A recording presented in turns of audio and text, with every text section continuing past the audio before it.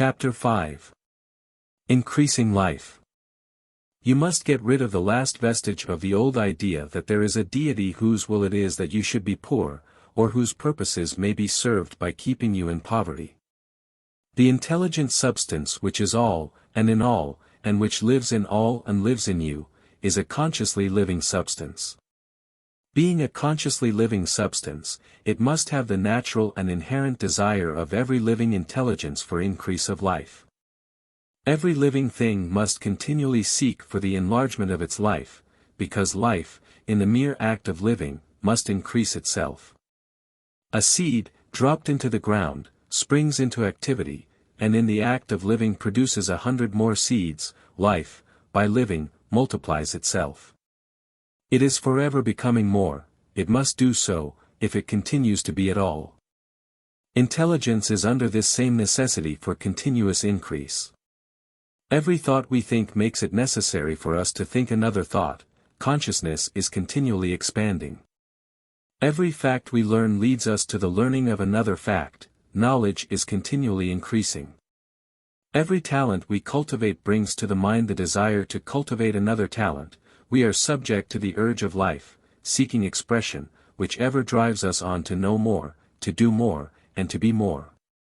In order to know more, do more, and be more we must have more, we must have things to use, for we learn, and do, and become, only by using things. We must get rich, so that we can live more. The desire for riches is simply the capacity for larger life-seeking fulfillment. Every desire is the effort of an unexpressed possibility to come into action. It is power seeking to manifest which causes desire. That which makes you want more money is the same as that which makes the plant grow.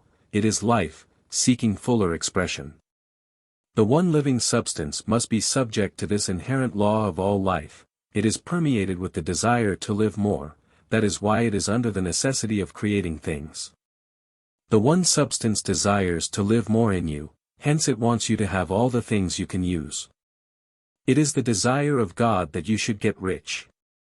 He wants you to get rich because he can express himself better through you if you have plenty of things to use in giving him expression. He can live more in you if you have unlimited command of the means of life. The universe desires you to have everything you want to have. Nature is friendly to your plans.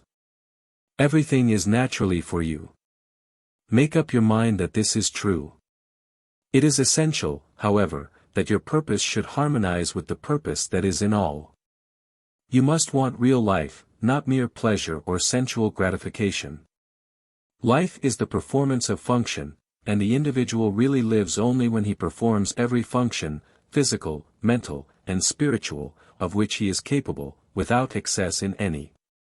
You do not want to get rich in order to live swinishly, for the gratification of animal desires. That is not life.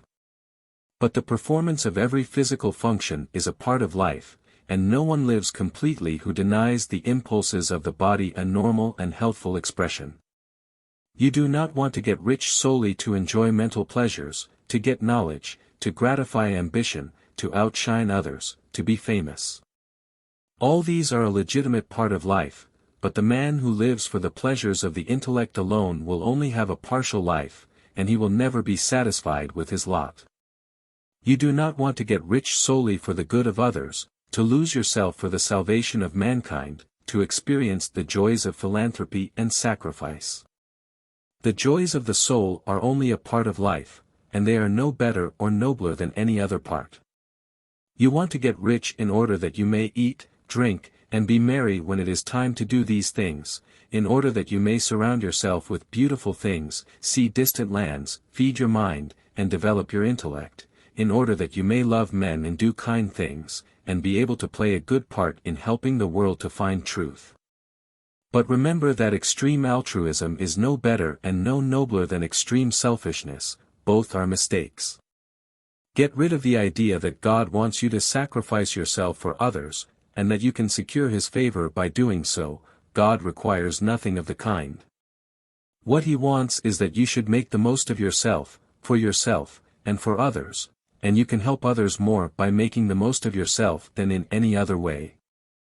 You can make the most of yourself only by getting rich, so it is right and praiseworthy that you should give your first and best thought to the work of acquiring wealth. Remember, however, that the desire of substance is for all, and its movements must be for more life to all. It cannot be made to work for less life to any, because it is equally in all, seeking riches and life. Intelligent substance will make things for you, but it will not take things away from someone else and give them to you. You must get rid of the thought of competition. You are to create, not to compete for what is already created. You do not have to take anything away from anyone. You do not have to drive sharp bargains. You do not have to cheat, or to take advantage. You do not need to let any man work for you for less than he earns. You do not have to covet the property of others, or to look at it with wishful eyes. No man has anything of which you cannot have the like, and that without taking what he has away from him. You are to become a creator, not a competitor. You are going to get what you want, but in such a way that when you get it every other man will have more than he has now. I am aware that there are men who get a vast amount of money by proceeding in direct opposition to the statements in the paragraph above, and may add a word of explanation here. Men of the plutocratic type, who become very rich, do so sometimes purely by their extraordinary ability on the plane of competition, and sometimes they unconsciously relate themselves to substance in its great purposes and movements for the general racial upbuilding through industrial evolution. Rockefeller, Carnegie, Morgan, et al., have been the unconscious agents of the supreme in the necessary work of systematizing and organizing productive industry, and in the end, their work will contribute immensely toward increased life for all. Their day is nearly over. They have organized production, and will soon be succeeded by the agents of the multitude, who will organize the machinery of distribution. The multimillionaires are like the monster reptiles of the prehistoric eras. They play a necessary part in the evolutionary process, but the same power which produced them will dispose of them. And it is well to bear in mind that they have never been really rich. A record of the private lives of most of this class will show that they have really been the most abject and wretched of the poor. Riches secured on the competitive plane are never satisfactory and permanent. They are yours today, and another's tomorrow. Remember, if you are to become rich in a scientific and certain way, you must rise entirely out of the competitive thought. You must never think for a moment that the supply is limited. Just as soon as you begin to think that all the money is being cornered and controlled by bankers and others, and that you must exert yourself to get laws passed to stop this process, and so on, in that moment you drop into the competitive mind, and your power to cause creation is gone for the time being, and what is worse, you will probably arrest the creative movements you have already instituted. Know that there are countless millions of dollars worth of gold in the mountains of the earth, not yet brought to light, and know that if there were not, more would be created from thinking substance to supply your needs.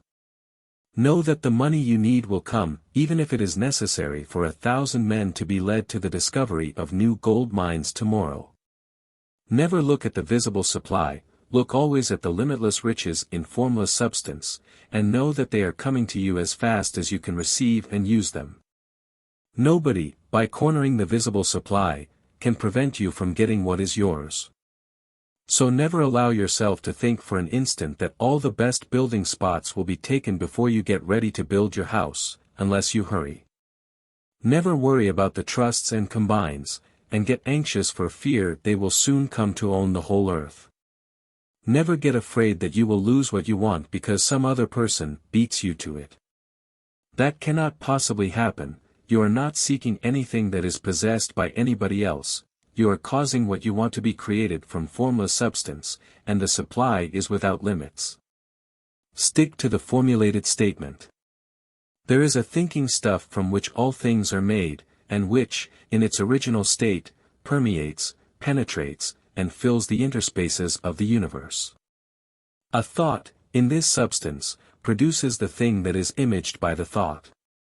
Man can form things in his thought, and, by impressing his thought upon formless substance, can cause the thing he thinks about to be created.